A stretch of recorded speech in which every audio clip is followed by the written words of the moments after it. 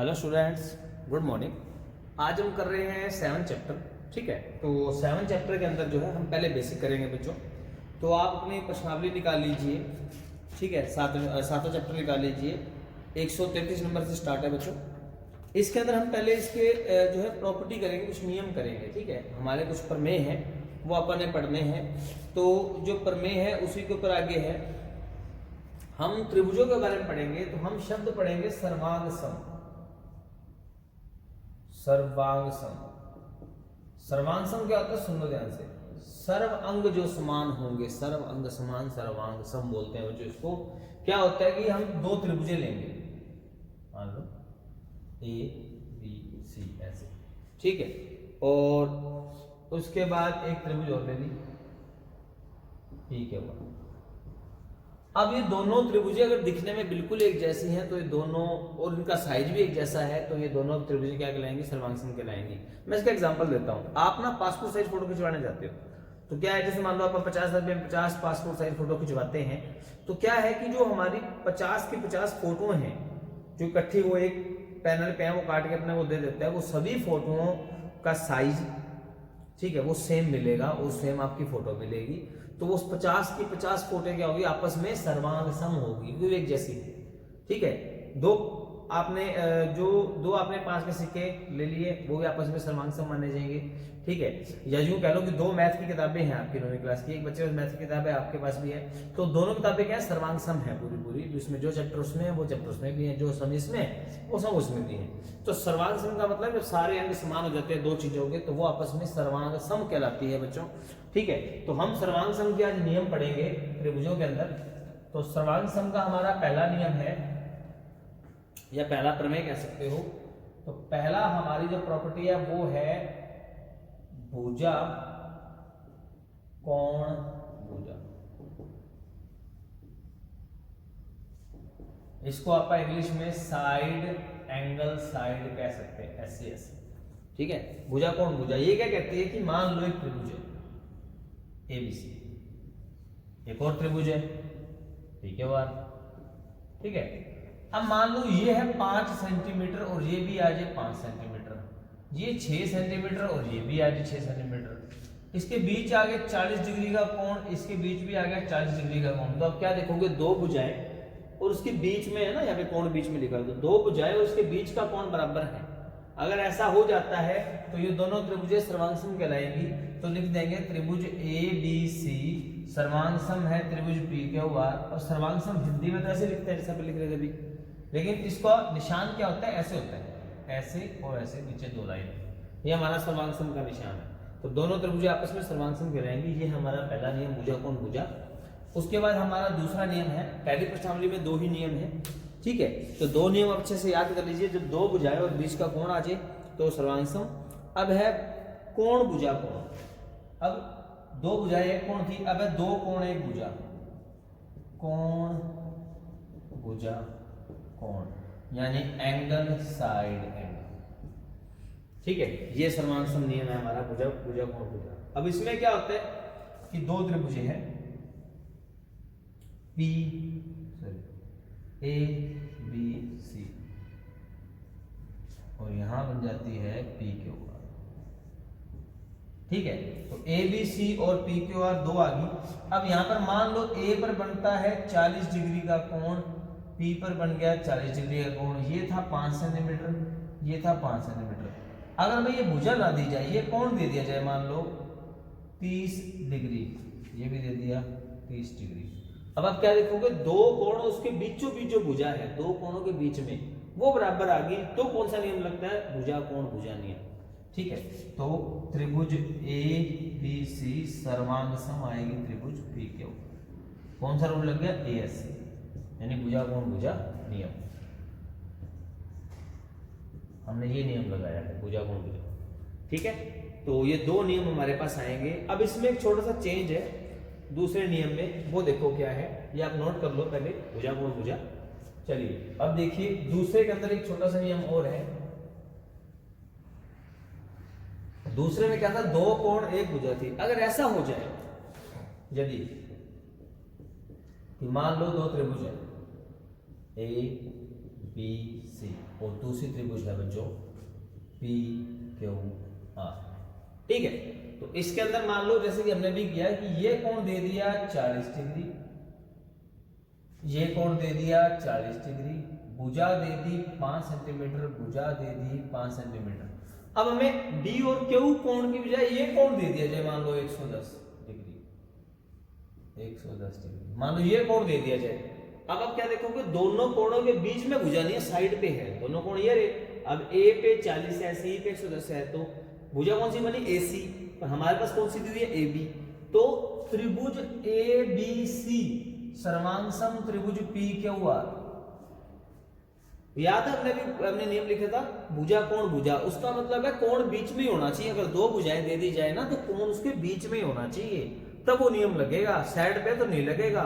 इसमें भी ऐसा था कि कोण भुजा, कोण का मतलब कि भुजा बीच में होनी चाहिए तो नियम लगता है, अदरवाइज नियम नहीं लगता। अब देखा जाए तो यहाँ पर नियम लगेगा नहीं, लेकिन इसको छूट है क्योंकि तीसरा कोण आप निकाल सकते हैं। त्रिभुज के तीनों कोण 180, तो तीसरा कोण आ जाता है, इसलिए इसको छूट मिल गई कि आप नियम तो लगा सकते हैं, पर आपको कोण कोण भुजा नियम लगाना पड़ेगा, एएस नियम, यानी कि कोण कोण भुजा। ठीक है, ऐसे कोण कोण भुजा नियम यहां लगा सकते हो। किसको छूट है, जब दो कोण आ जाएगा। अदरवाइज अगर जहां दो कोण नहीं है तो फिर छूट नहीं आपको, फिर तो भैया भुजा बीच में ही चाहिए। ठीक है, तो चलिए इसके ऊपर अब सवाल शुरू करते हैं हमारा। तो ये हमारे दो नियम थे, ये भी नियम लिख लेना। तो 3 नियम हो गए हमारे, भुजा कोण भुजा, यानी एसएएस, एएसए और एएस।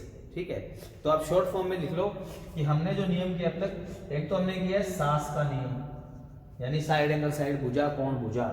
एक हमने किया आसा का नियम, आसा मतलब एएसए, कोण भुजा कोण, ये वाला अभी जो पढ़ा, कोण भुजा कोण। और एक हमने एक और पढ़ दिया आस का नियम, ये वाला आस, भुजा कोण कोण भुजा। तो इन 3 नियम हमारे सर्वांग सम आप पढ़ चुके हैं, तो इनका प्रयोग होगा, देखो ध्यान से, हमारी प्रश्नावली में आप निकाल लीजिए पेज नंबर, हमारी प्रश्नावली कहाँ से शुरू है, पेज नंबर 143। तो आप सभी अपने अपनी मैथ की बुक में पेज नंबर 143 निकाल लो बच्चों, इसके ऊपर सवाल देखिए अब। ठीक है, ये हमने नियम पढ़ने हैं, तो मैं दोबारा लिख लेता हूँ ये वाले। एक हमने पढ़ा S A S, A S A, ठीक है, तो ये हमने नियम पढ़ लिया।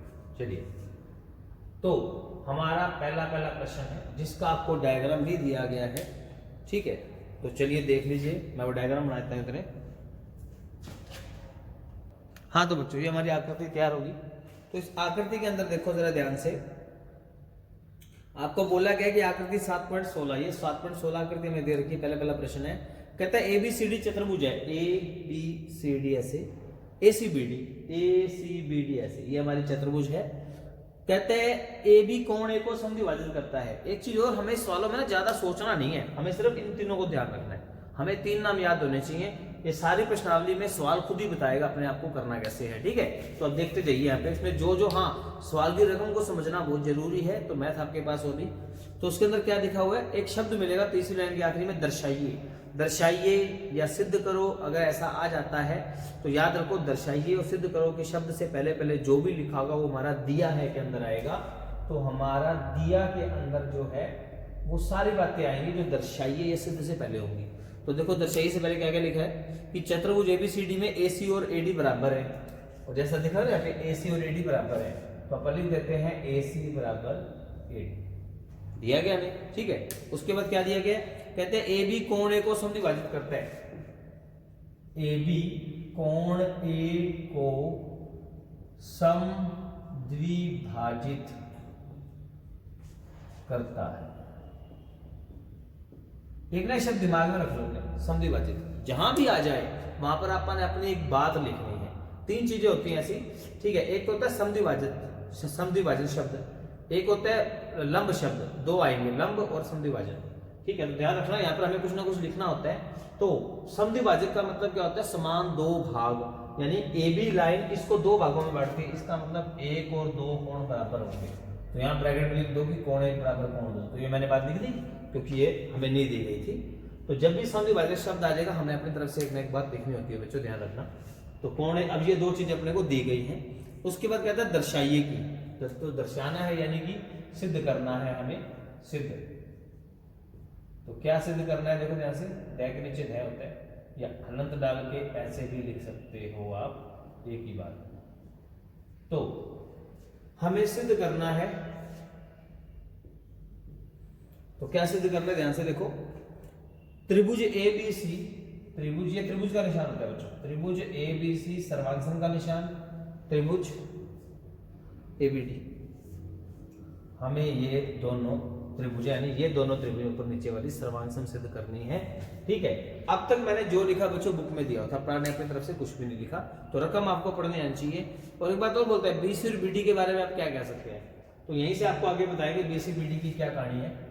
ठीक है, तो सर्वांग सम का मतलब होता है सारे अंग समान। ठीक है, तो चलिए हम इसका हल देखिए कैसे करते हैं,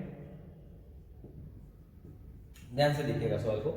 तो कहते हैं कि हमें क्या करना है, इन दो त्रिभुजों को सर्वांग सम करना है, तो इनके नाम लिख लो, त्रिभुज ABC और त्रिभुज ABD में, इन दोनों त्रिभुजों में अपन देख लें, हमें जो दिया गया वो लिखेंगे बस। हमें क्या बोला गया था, AC AD बराबर है, तो देखो AC AD AD, तो इस त्रिभुज में कौन है, AC और AD हमें क्या है, दिया गया है। ठीक है, ये हमें दिया गया, अपने अपनी तरफ से कुछ लिखा ना, जो मैं बोली बता पर लिख दी। अब उसने दूसरी चीज क्या दी है, कोण 1 और 2, तो इस त्रिभुज में कोण 1 आता है, इस त्रिभुज में कोण 2 आता है, तो कोण 1 और कोण 2 ये भी दिया गया है मेरे को। ठीक है, अब हमारी दी गई बातें सारी खत्म होगी, उसने दो बातें दी थी वो खत्म होगी। जब भी आपको लगे कि हमारी दी गई बातें खत्म होगी, तब एक चीज याद रखना, हमें ढूंढना है कॉमन, कॉमन यानी जो दोनों में होता है। ठीक है, अब देखो ध्यान से, AB जो भुजा है AB, ये AB लाइन ऐसी है जो इस त्रिभुज में भी आ रही है, इस त्रिभुज में आ रही है, तो ये क्या कहलाएगी, कॉमन। तो अपन लिखेंगे कि AB और AB बराबर है जो कि है कॉमन। ठीक है, अब आप डायग्राम में देखो, AC का है ये रहा, AB का है ये रहा, क्या कोण एक इन दोनों के बीच में है, देखो इन दोनों के बीच में कोण एक आ रहा है, तो भुजा कोण भुजा नियम लग गया पहला, ऐसे ऐसे यानी भुजा, ऐसे होता है भुजा, ये होता है कोण। तो देखो दोनों भुजाओं के बीच में कोण आ गया, तो हम कह सकते हैं कि त्रिभुज ABC सर्वांग सम है त्रिभुज ABD, कारण SAS नियम, यानी भुजा कोण भुजा नियम हमने लगा दिया। यही बच्चों हमें सिद्ध करना था, इति सिद्धम, ये हमें सिद्ध करना था, होगा सिद्ध, बस सवाल खत्म। ठीक है, तो इस सवाल को जरा दोबारा देख लो अच्छे से, कि उसने ये दो बातें दी थी, तो मैंने इन त्रिभुजों को सर्वांग सम करना था, तो सर्वांग सम करने के लिए मैंने त्रिभुजों के नाम लिखे, दोनों दी बातें लिख दी कि दी गई है, मैं भी दिया गया है दोनों। ठीक है, और अब जब दिए गई बातें खत्म हो जाए तो याद रखना क्या, जब दी गई बातें खत्म हो जाती है तो अपन क्या ढूंढेंगे, कॉमन ढूंढेंगे। तो ये भुजा दोनों में है, तो ये बन गई हमारी कॉमन। अब दो भुजाएं मिल गई, ये भुजा आ गई, अब दो भुजाएं और बीच का कोण, इन दोनों भुजा के देखो बीच में कोण एक दिख रहा है आपको, तो दोनों भुजाओं के बीच का कोण आ गया। तो हमारा जब दो भुजा और एक कोण दिया हो तो ये नियम लगता है। ठीक है, और ये कोण बीच में होना चाहिए, अगर कहीं और होगा ना फिर नियम नहीं लगेगा, ध्यान रखना। तो ये था हमारा पहला प्रश्न। ठीक है, तो आप इसको बच्चों नोट कर लो। आज के इस पार्ट में इतना ही, हम बाकी पार्ट आगे कल करेंगे, तो आप ये नियम नोट कर लीजिए। ठीक है, कि कैसे लगते हैं। थैंक यू बच्चों। और हाँ, मेरे इस तरफ चैनल सब्सक्राइब करने का ऑप्शन है, और यहाँ पर प्लेलिस्ट है जहाँ पर आपको 7th चैप्टर के बाकी पार्ट्स भी मिल जाएंगे। थैंक यू बच्चों।